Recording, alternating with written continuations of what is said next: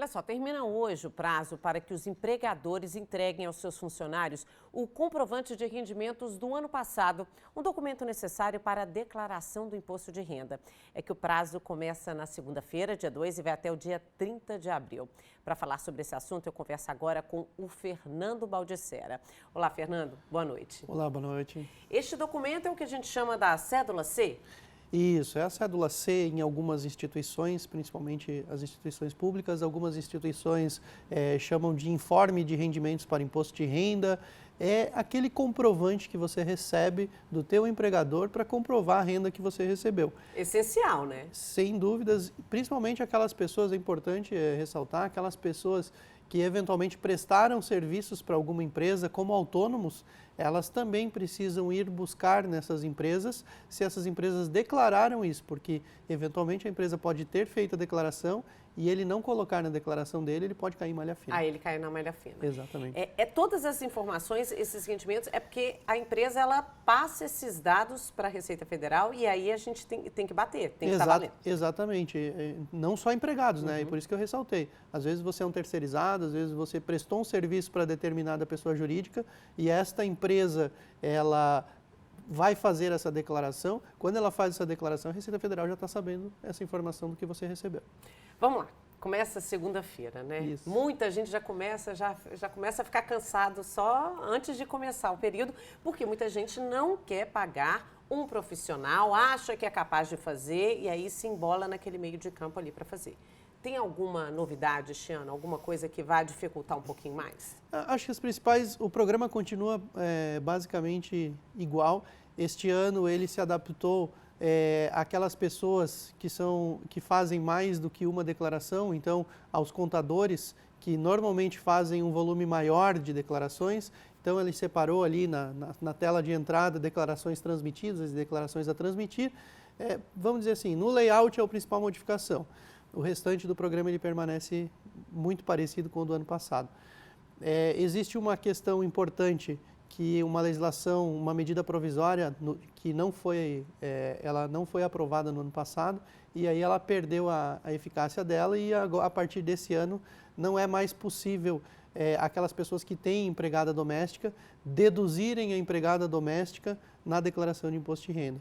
Então isso deve onerar um pouco mais aquelas pessoas que tinham essa dedução na sua declaração de imposto de renda. O que se deduzia era o valor da previdência paga à empregada doméstica limitada a um salário mínimo. Então agora não vai mais ser possível. Uma outra modificação também, essa um pouquinho mais simples, as pessoas que fazem agendamento para que as parcelas de pagamento do imposto a pagar sejam debitadas na conta, antes elas tinham que optar por este agendamento até 31 de março. Com a nova versão do programa, essa opção pode acontecer até 10 de abril. Então, se eventualmente você precisa de um documento, precisa buscar alguma informação, você tem mais um tempinho aí de uns 10 dias para fazer a declaração bem certinho. Vamos a algumas dicas importantes, né? Essa coisa da dedução. Vale mais a pena, se eu posso fazer a simplificada, eu fazer a simplificada ou a completa? O que eu recebo mais em troca? Tem vantagem? A indicação que a gente faz, a primeira indicação, procure um profissional para te ajudar, justamente por aquilo que você falou. Eventualmente, a pessoa pode tentar fazer sozinha e nessa tentativa incorrer em algum erro e acabar caindo em malha fina. Se eventualmente a pessoa for tentar fazer a declaração sozinha, que ela preencha todos os dados completos, com todas as informações que ela tem. Neste ano vai ter uma novidade que eu acabei esquecendo, aquelas pessoas que têm conta bancária, elas vão precisar daquele informe de rendimentos que o banco oferece, elas vão precisar ter aquele informe de rendimento em mãos para preencher a declaração. Antigamente, algumas pessoas... aquele valor que você tinha na conta no dia 31 de dezembro. Isso. Algumas pessoas acabavam pegando só um extrato simples, colocando um valor e tal. Esse ano você vai precisar daquele documento, porque vai precisar de algumas informações que só aquele documento tem. Os bancos, eles emitem isso pelo aplicativo? Isso se chama informe de rendimentos para o imposto de renda. No aplicativo você pode buscar lá, informe de rendimentos para o imposto de renda. A maioria dos bancos já tem isso no próprio aplicativo ou no caixa eletrônico. Se eventualmente a pessoa não conseguir, no atendimento do banco ela consegue. Preencher corretamente e ao final do preenchimento, ele aparece dois campos, declaração completa e simplificada. E você pode optar qual dos dois valores ficar o menor. Obviamente, você vai optar pelo menor para você pagar menos imposto, ou se for imposto a restituir, você ter a maior restituição. Ao final, você opta. Então, essa questão da declaração completa e simplificada, o modelo vai depender do tipo de informações que a declaração vai receber. Para eu receber mais, o que eu preciso, de fato, durante o ano, ter cuidado em guardar? A gente já sabe que há uma consulta médica, mas vale também dentista, hoje em dia até algumas práticas alternativas, né, de medicina, como fisioterapia, acupuntura. Existe a fisioterapia, a terapia ocupacional, médicos, dentistas, contas hospitalares, sempre lembrando que eu preciso ter o nome, o CPF e o recibo original do profissional que prestou aquele serviço para mim. No caso de medicamentos, é uma dúvida muito comum. Eu tomo medicamento controlado, esse medicamento pode ser deduzido? Não. A única forma de deduzir medicamentos é se o medicamento fizer parte de uma conta hospitalar. Você está internado e, eventualmente, você usa um medicamento dentro do hospital e aquele medicamento aparece na conta hospitalar. Aí você vai poder deduzir, mas o medicamento que você usa no dia a dia, não. E educação também? Educação também. Educação entende-se ensino médio, fundamental, pós-graduação, graduação e mestrado. Mestrado ou doutorado. O que não pode, cursos de inglês, cursos de alternativos, essas atividades complementares que eventualmente são pagas, elas não podem deduzir no valor da dedução com educação.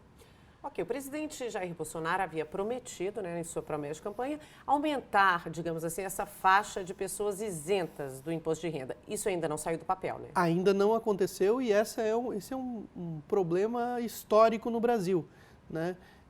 Nós temos uma defasagem em estudos que a FENACON, a Federação das Empresas de Serviços Contábeis, já apresentou.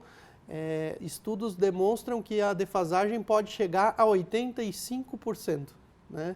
Então, nós estamos aí com um lapso temporal muito grande, de um tempo muito grande sem reajuste na tabela. Esse reajuste é histórico. Houveram alguns reajustes em alguns governos atrás, mas reajustes mínimos de reposição inflacionária e não reajustes daquilo que efetivamente o dinheiro se desvalorizou ao longo do tempo.